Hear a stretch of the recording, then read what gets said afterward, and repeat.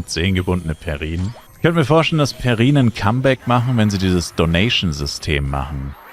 Mit dem Server-Buff. Vielleicht machen sie da Perins. Irgendwie. Wäre cool. Einfach für die Nostalgie.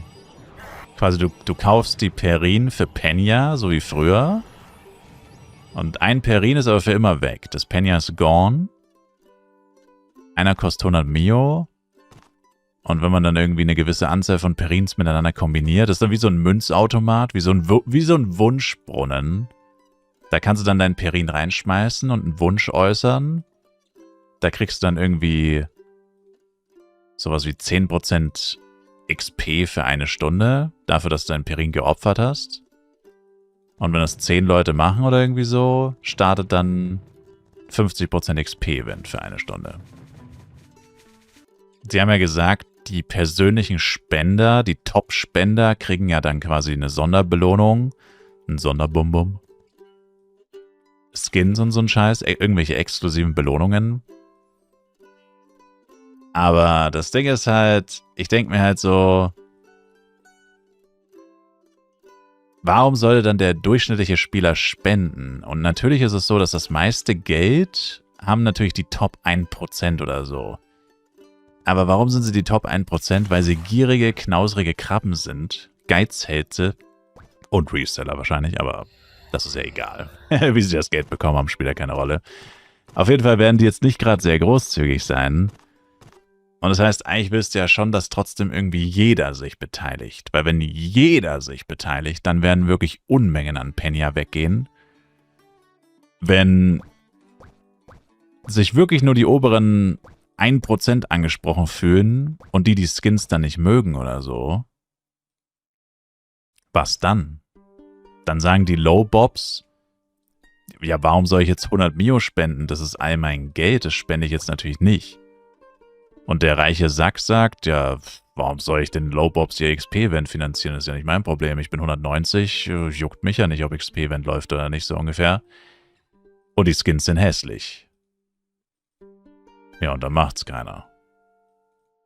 Also, ich weiß nicht, wir wissen ja noch gar nicht, wie es aussieht. Ich sag nur, ich könnte mir vorstellen, unter gewissen Umständen, wenn sie es nicht zu gut machen, dass dann die Leute halt einfach kein Interesse haben und es dann einfach nichts bringt.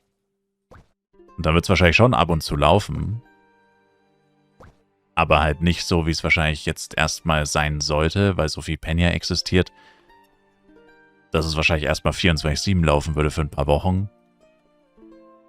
Und ich könnte mir vorstellen, wenn die das nicht gut genug umsetzen, also vor allem, wenn halt auch nicht der durchschnittliche Spieler irgendwie einen Anreiz sieht, da jemals sein Penya auszugeben, ich glaube, dann könnte das schon heftig schief gehen.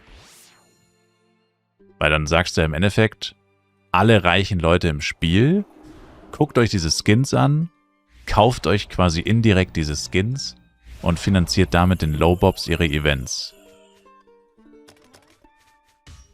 Und genau diese Leute oder genau diesen Leuten legst du dann die gesamte Verantwortung darüber, also das ist dann wieder wie das Lord-System in FlyFPC im Endeffekt. Nicht ganz, aber es geht in die ähnliche Richtung. Weil dann bestimmen ja quasi ganz, ganz wenige Leute darüber, ob ein Event läuft oder nicht.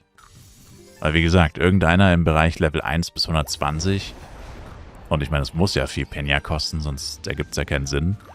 Also es wird ja wahrscheinlich hunderte Millionen Penya kosten, so ein Event, so ein Server-Buff, wenn der ganze Server zusammenarbeiten soll, um das zu finanzieren.